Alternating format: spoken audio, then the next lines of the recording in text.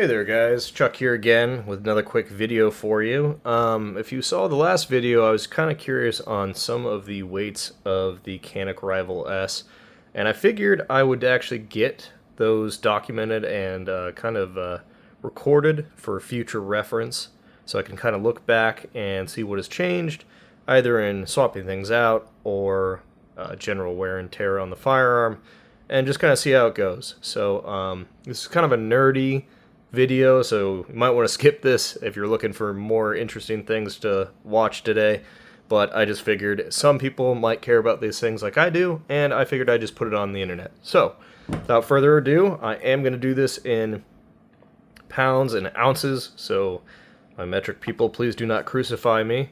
It's just what I'm used to and what I know. But first things first, we're going to do the entire firearm here. And that looks to be coming out to 2 pounds and 7.1 ounces. That is the full firearm stock as it comes configured from the factory. No modifications whatsoever. With that said, now I want to actually start doing the individual parts, because I think that'll also be interesting. So we'll do the bottom frame here. That is coming out to, looks like 1 pound, 4.2 ounces. So it looks like a good majority of the weight is actually in the frame itself, which is good. It's kind of what we like to see. Next we will do the guide rod. This is probably not going to make up hardly any of the weight here, but let's just check it out. And that looks like 1.3 ounces. So yes, very light. Not a ton of mass, but still more than plastic. Has a tiny little bit of heft to it. And again, I think that is just 1.3 ounces there. Yep. Perfect. Next we will do the barrel itself.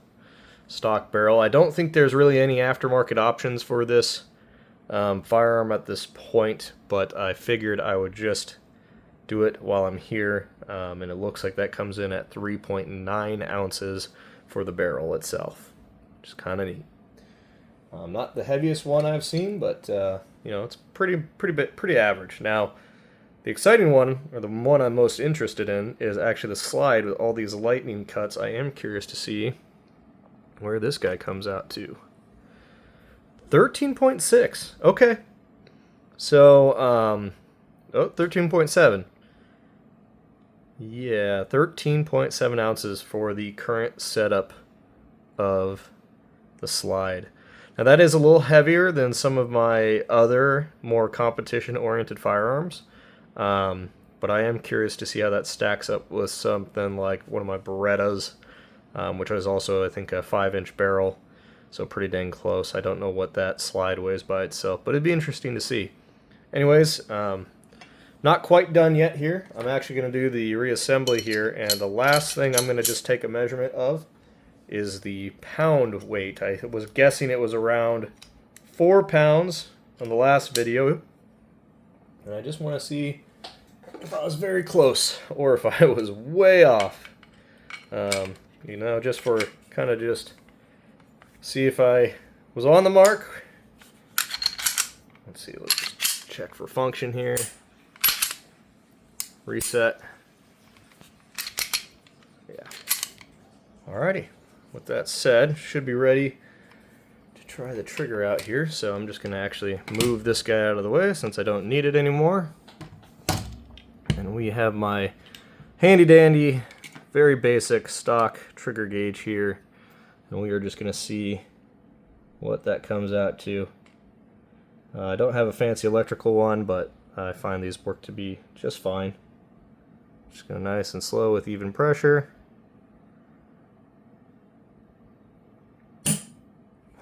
And we are right at 4.5 pounds there. I don't know if you can see that. Right at the 4.5 pound mark. So that was pretty close. We'll try it again. We'll get 3 averages out of it. Try to be somewhat consistent here. Try to find that grip safety and get the same location there. Alright, nice and even pressure here.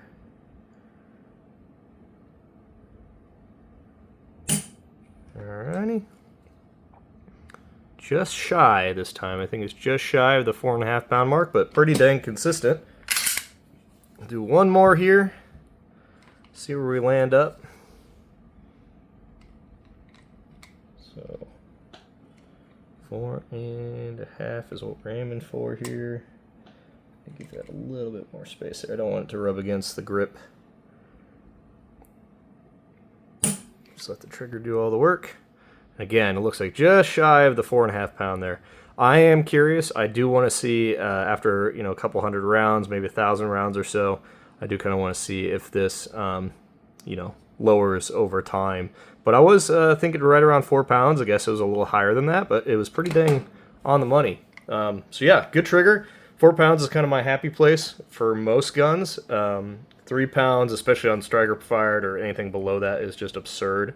I actually don't even prefer it because it's hard to find the wall because it's basically a 2-stage kind of style trigger.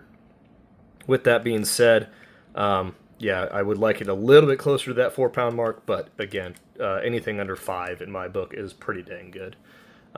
Anyways, guys, this has been a nerdy kind of video. If you've watched this far, I hope you've learned something or taken away from something like this. Again, I'll be kind of periodically adding details or comparisons throughout this kind of journey with this firearm, but I just wanted to put this all out there in one big video so I can always reference it, and maybe others can too. Anyways, have a good rest of your week, and stay safe out there.